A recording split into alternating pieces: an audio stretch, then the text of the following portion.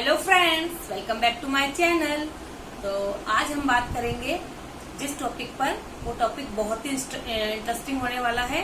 मैं इसके अंदर कुछ आपके जो कमेंट में क्वेश्चन आए थे उनके भी जवाब दूंगी, तो आप वीडियो को प्लीज एंड तक देखिए।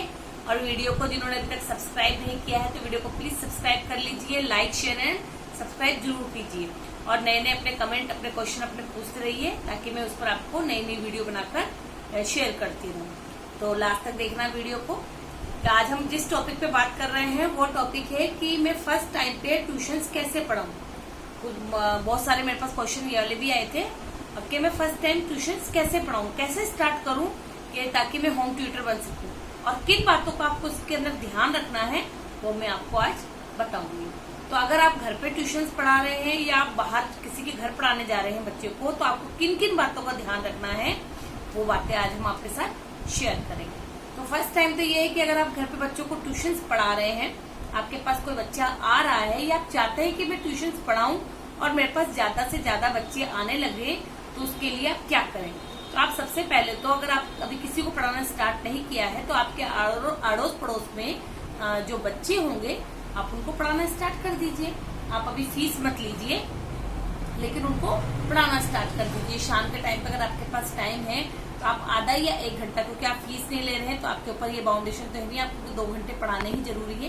तो आप आधा घंटा या 1 घंटा किसी भी क्लास के बच्चे को जहाँ तक आप पढ़ा सकते हैं आपकी एजुकेशन के अकॉर्डिंग, तो आप उस बच्चे की बुक्स ले लीजिए, कॉपीज ले लीजिए कि बेटा आप आजकल क्या कर रहे हो, आपकी पढ़ाई में क्या चल रहा है। तो आपको कुछ समझ नहीं आ रहा तो लाइए मैं आपको समझा देता हूँ या समझा देती हूँ, है ना। तो उनके मम्मी पापा भी खुश होंगे कि चलो बच्चों को हेल्प भी मिल रही है।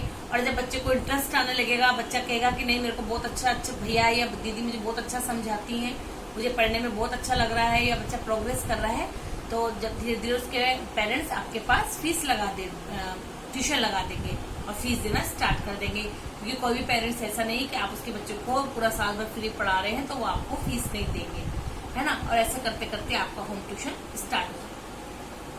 अगर आपने घर के बाहर बोर्ड लगा दीजिए कि मैं होम ट्यूशन पढ़ाना स्टार्ट कर रहा हूँ, या मैं यहाँ से यहाँ तक की क्लास को ट्यूशन पढ़ाता हूँ या पढ़ाती हूँ, तो आपके पास पेरेंट्स आए, तो सबसे पहली बात है कि आप जब भी ट्यूशन के लिए पढ़ाना स्टार्ट करेंगे ना, तो आपका सबसे पहला जो आपका मिलना होगा वो होगा पेरेंट्स से। क्योंकि आप डायरेक्ट बच्चे को तो पढ़ाना स्टार्ट कर ही नहीं दोगे, पेरेंट्स से मिलोगे, उसके मम्मी से, पापा से। तो अगर वहां पे आप नर्वस हो गए तो वहीं पे उन पेरेंट्स को पता चल जाएगा कि ये टीचर पढ़ा नहीं सकता। तो अगर आप है ना किसी घर पढ़ाने जा रहे हैं, और तो आपका सबसे पहला सामना भी वहाँ पे पेरेंट्स होगा, क्योंकि पेरेंट्स आपसे पहले डेमो लेगा। तो डेमो में ये तो नहीं कि आपसे ब्लैक बोर्ड दे देगा, कहेगा पढ़ाना स्टार्ट करो मेरे बच्चे को। वो आपसे कुछ क्वेश्चन पूछेगा, आपके क्वालिफिकेशन के बारे में पूछेगा, आपके एजुकेशन के बारे में पूछेगा, आप कहाँ से आ रहे हो, आप कितनी देर पढ़ाओगे, क्या फीस लोगे, कैसे पढ़ाओगे, है ना, कौन सा टाइम पे पढ़ाओगे, ये क्वेश्चन पूछेगा। तो आप उसमें झिझके मत, हेजिटेशन मत कीजिए, नर्वस मत होइए। अगर क्योंकि नॉर्मल क्वेश्चन है, इतना तो वो पूछेगा ही से पेरेंट्स आपसे। अगर आप इस समय हेजिटेशन हो जाएगी आपको, या आप नर्वस हो जाएंगे, तो पेरेंट्स समझ जाएगा कि आप उसके बच्चे को नहीं पढ़ा सकते हैं, है ना। तो आप थोड़ा सा अपने अंदर कॉन्फिडेंस रखिए। अगर आप पढ़ाने लग गए हैं और छोटे बच्चे हैं, तो कुछ पेरेंट्स पास में भी बैठ जाते हैं। अगर आप घर में पढ़ाने जा रहे हो ना किसी के, तो अगर छोटा बच्चा है तो पेरेंट्स साथ में बैठ जाता है। बड़े बच्चे को तो फिर भी छोड़ के चला जाएगा, लेकिन छोटे बच्चे के साथ पेरेंट्स, मम्मी या पापा, अधिकतर मम्मी होती है घर में, तो मम्मी बैठ जाती है सामने। तो उस समय भी आपको हेजिटेशन हो रही होगी, नर्वस हो रही होगी, तो आप उनसे कह दीजिए कि प्लीज मैम आप इधर साइड में बैठ जाइए, है ना, या सर आप इधर साइड में बैठ जाइएगा। वो कहेगा क्यों, तो आप साफ बोल सकते हैं कि सर प्लीज मुझे हेजिटेशन होती है। और बच्चा आपके सामने बैठा हुआ है, बच्चा आपको देखकर जो मैं उससे बोल रहा हूँ या कह रहा हूँ या बता रहा हूँ वो समझ नहीं रहा है, क्योंकि वो आपकी तरफ लगातार देखे जा रहा है। और अगर आप सामने बैठी रहेंगी तो मुझे बच्चे को कभी कभी डांटना भी पड़ सकता है, या ऊंचा जोर से बोलना भी पड़ सकता है। अगर आप सामने रहोगी तो मैं बच्चे को ये सब नहीं कर पाऊंगा, और अगर करूंगा तो फिर या तो आपको अच्छा नहीं लगेगा या बच्चा आपकी तरफ देखेगा। ठीक है, दोनों बातें ही हो जाएंगी। और अगर घर आ रहा है बच्चा, तब तो पेरेंट्स के सामने आप स्ट्रिक्ट रहेंगे कि कोई भी पेरेंट्स बच्चे के साथ तो बैठेगा ना वहाँ पे खड़ा होगा।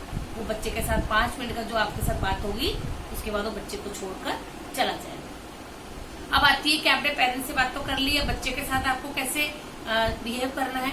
तो आप पहले बच्चे को आते ही, अगर फर्स्ट टाइम है, छोटे बच्चे हैं, तो आप आते ही उनको पढ़ाना स्टार्ट मत कर दीजिए। ये मैं आपको पहले भी बता चुकी हूँ कि बच्चे ओरल है ना, या फिर जो देखी हुई चीजें होती है या सुनी हुई चीजें होती है उसमें ज्यादा इंटरेस्ट लेते हैं। अगर आप उनको आते ही ABCD पढ़ाना स्टार्ट कर दोगे तो बच्चे इंटरेस्ट नहीं लेंगे। आप उनको कुछ चीजें दिखाइए, कुछ पिक्चर्स दिखाइए, है ना, उनको कुछ गेम, मतलब उसमें पढ़ाई में ही आपको गेम खिलाइए, तो बच्चे के अंदर पहले 10-15 मिनट 20 मिनट उनको अपने फेवर में ले लीजिए, तो फिर उसके बाद बच्चा आपके साथ घुल मिल जाएगा और आप जैसा बोलेंगे वो बच्चा वैसा ही पढ़ाई करने लग जाएगा। उसके बाद ये होता है कि आप बच्चे को, अगर बड़े बच्चे हैं आपके पास 2nd, 3rd, 4th, 5th के हैं, तो आपको जो स्कूल की पढ़ाई आ रही है वो उसके अकॉर्डिंग पढ़ाइए, आप उसको उसके अकॉर्डिंग समझाइए। अब मेरे पास कुछ क्वेश्चन ऐसे आए हैं, जैसे मेरे पास एक क्वेश्चन है, राजकुमार जी का एक क्वेश्चन है कि मैम मैं ना एक साथ काफी स्टैंडर्ड के बच्चों को एक साथ पढ़ा रहा हूँ, है ना, मेरे पास नर्सरी भी है, 1st भी है, 2nd भी है, 4th भी है, मतलब मैं नर्सरी से 4th तक के बच्चों को एक साथ पढ़ा रहा हूँ, तो ये क्या सही बात है, सही कर रहा हूँ मैं या गलत कर रहा हूँ? तो इसमें गलत तो कुछ भी नहीं है। अगर आप पढ़ा रहे हैं बहुत अच्छी बात है, आप एक साथ इतने सारे बच्चों को, इतने सारे स्टैंडर्ड के बच्चों को एक साथ पढ़ा रहे हैं तो अच्छी बात है, आपसे मैनेज हो पा रहा है तो और अच्छी बात है।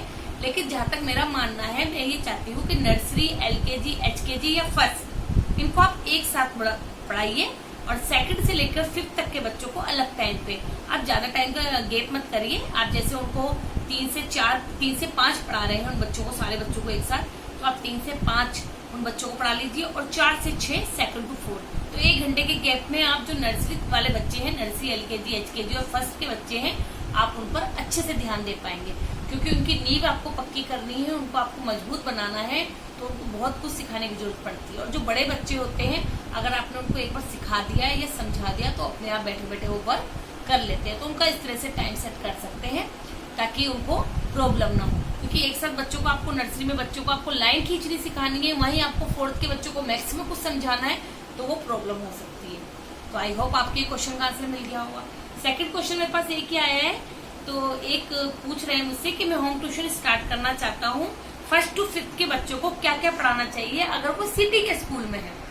तो सिटी के स्कूल में है और आप सिटी में रहते हो तो आपको होम ट्यूशन पढ़ाने में बहुत आसानी भी रहेगी और आपकी अर्निंग भी अच्छी हो जाएगी, क्योंकि फीस अच्छी मिल जाती है। तो आप उनको क्या पढ़ाएं, तो वो बच्चे स्कूल जा रहे होंगे, अभी लॉकडाउन में स्कूल नहीं खुल रहे हैं तो सबकी अभी ऑनलाइन ही पढ़ाई हो रही है, तो ऑनलाइन में जो भी PDF आती है या जो भी वर्क आता है उसके अकॉर्डिंग पढ़ाइए। आप उसमें देख लीजिए कि बच्चों को मैथ्स में क्या सिखाया जा रहा है, subtract, addition, ascending, descending, number names, tables, जो बच्चों को स्कूल में सिखाया जा रहा है वही आप लाइन पकड़ लीजिए। अगर वो वर्क घर से करके ला रहा है, आपको वर्क नहीं कराना है, तो उसी वर्क को आप रिपीट करवाइए, आप लर्निंग करवाइए उसकी, है ना। इंग्लिश में जो उनको चैप्टर पढ़ाए होंगे आप वही चैप्टर यहाँ पे अच्छे से समझाइए, क्योंकि ऑनलाइन में बच्चे को चैप्टर तो समझ में आ नहीं रहा है कुछ भी, तो आप उस चैप्टर को अच्छे से ट्यूशन पे समझाइए। उसके बाद बच्चे को जो भी क्वेश्चन आंसर है, फिलअप्स हैं, ट्रू फॉल्स है, उसको वहीं पे करवाइए। जो वर्क है वो तो घर पे कर लेगा, लेकिन आप उसको दोबारा रिपीट करवाइए, अपने सामने बिठाकर उसको मतलब भी समझाइए, उसका मीनिंग भी समझाइए और उसको लर्निंग भी कराइए। ऐसे ही आप हिंदी में भी ले सकते हैं, हिंदी में भी आप उसको पहले चैप्टर समझाइए, उसमें आपको वर्ड मीनिंग दिए होते हैं, शब्दार्थ दिए होते हैं, है ना, क्वेश्चन आंसर दिए होते हैं। तो इससे क्या होगा, बच्चों को हिंदी इंग्लिश पढ़नी भी आ जाएगी, उनकी लर्निंग पावर भी अच्छी होगी, क्योंकि ऑनलाइन में बच्चों को पढ़ाई में कुछ समझ में नहीं आ रहा। ट्यूशंस वही बच्चे लगा रहे हैं जिनको ऑनलाइन कुछ समझ में नहीं आ रहा है, उनके ऊपर बहुत ज्यादा प्रेशर आ गया है। पहले वो स्कूल जाते थे, मस्ती करते थे, कुछ एक्टिविटी करते थे, अब उनको केवल पढ़ाई के अलावा कुछ नहीं कर रहा है, जो भी वो भी समझ में नहीं आ रही है। तो आप ट्यूशंस पे ये सब कर सकते हैं और उनके साथ थोड़ी थोड़ी एक्टिविटी भी करते रहिए, है ना।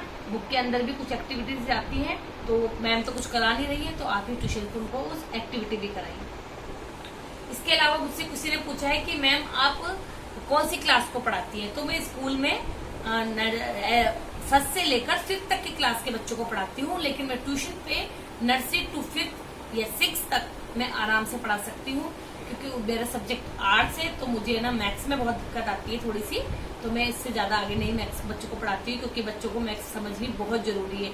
मैं पढ़ा तो लूंगी, 8 तक पढ़ा लूंगी, 9 तक पढ़ा लूंगी, और बच्चों को समझ ही नहीं आया तो मैं ये ऐसा काम नहीं कर सकती हूँ। तो मैं जहाँ तक बच्चों को इजी वे में समझा सकती हूँ 6th क्लास तक, तो नर्सरी टू 6 में आराम से पढ़ा लेती हूँ मैंने, क्योंकि मैंने 2-3 स्कूलों में किया था जहाँ मैंने नर्सरी भी पढ़ा रखी है, LKG भी पढ़ा रखी है, और मुझे इनका बहुत ज्यादा एक्सपीरियंस भी है कि बच्चों को कैसे पढ़ाना चाहिए। आई होप आपके सारे आंसरों का जवाब मिल गया होगा और आपको ये वीडियो बहुत अच्छी लगी होगी। तो प्लीज अगर वीडियो अच्छी लगी तो लाइक, शेयर एंड सब्सक्राइब कर दीजिए और वीडियो को पूरा एंड तक देखें। ओके देन थैंक यू, और कमेंट में जरूर लिखिए कि आपको नेक्स्ट वीडियो किस टॉपिक पर चाहिए। Okay then thank you, bye.